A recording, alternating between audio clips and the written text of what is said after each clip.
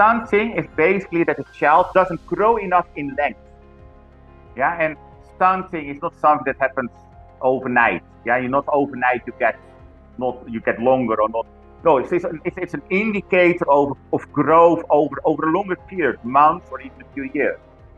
And we see that in India, about 1/3 of children are stunted. Children under 5 are stunted. That's using NFHS 5 data published about a year ago. You see, there's about 1 in 3 children have stunting. That's short. They're too short. They should be much taller. Now, of course, it doesn't maybe really matter if you're short or tall. I mean, it's just length. But it's not only the body that didn't grow well, also the immune system didn't grow well. Therefore, we see that children who are malnourished, who are shorter, they're also more prone to illness because the immune system is not as strong, it's not as developed. But it's not only the length, it's not only the immune system, it's even the brain. The brain needs special nutrients. It needs not just energy, it also needs micronutrients, vitamins and minerals to grow. And actually we know that in particular in the first 1, 2, 3 years, the brain needs to grow very fast. If it doesn't get the right nutrients, the brain will also, that's called stunted. You have a stunted brain. And we see long-term impact of that. I always argue the best investment in education, in educating your child, is feeding the child well in the first 2 years. If the child is not fed well in the first 2 years, the brain doesn't grow as well. And that is irreversible. So you imagine, a lot of children go to school when they are 6 years old, but their brain was not fully developed as much as it could if they had good nutrition in the first 2 years. So it is really these first 2 years, but actually even what's happening during pregnancy, when a baby is still in the belly, that are so crucial. And we call this the 1,000 days. The 1,000 days from the start of pregnancy till the end of the first 2 years.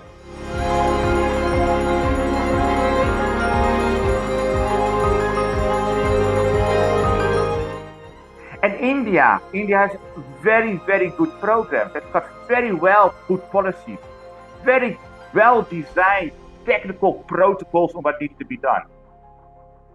So in India knows what to do. The challenge is, can we reach everybody? Is everybody being reached with this program?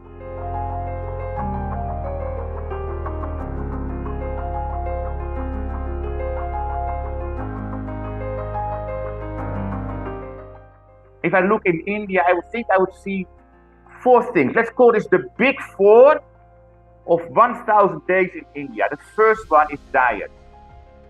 Mothers and children need to eat nutritious, balanced food.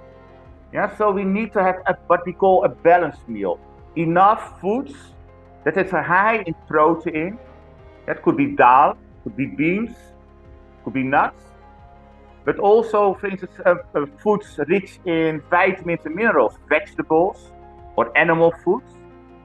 Yeah, so we need to educate mothers and fathers so that both the pregnant woman, but also the young child, besides the breastfeeding from 6 months old, gets this balanced meal.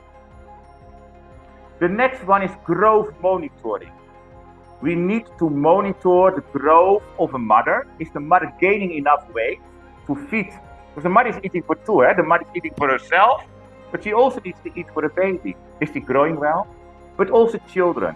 Children under 5 years, we say. Well, I would say children under 2 years at least. We need to check their weight every month. Is this child growing well? Is it gaining weight? And if not, we need to find out why not. Was the child ill? Didn't it get the right diet? Yeah, so that we can intervene. And if the child is below 6 months, it needs breast milk alone. And we need to help the mother how to breastfeed. And the big four of India, for me, is we need to address anemia. For big 4 of India, is we need to address anemia. Anemia means that you didn't have the right nutrients to the blood's strong enough. We're not able to the blood is not strong enough, it doesn't have strong hemoglobin to transport oxygen to every part of the body. It's not strong enough to feed the cells in the body. Anemia Book Bharat suggests 6 interventions. It's recognized that there's no magic bullet to stop anemia in India or in any other country. It requires a multi-sectoral response and multiple interventions. Diets. People need to eat nutritious diets. But many people don't know what nutritious diet is. They think that a lot of rice might be nutritious, or oily foods might be nutritious.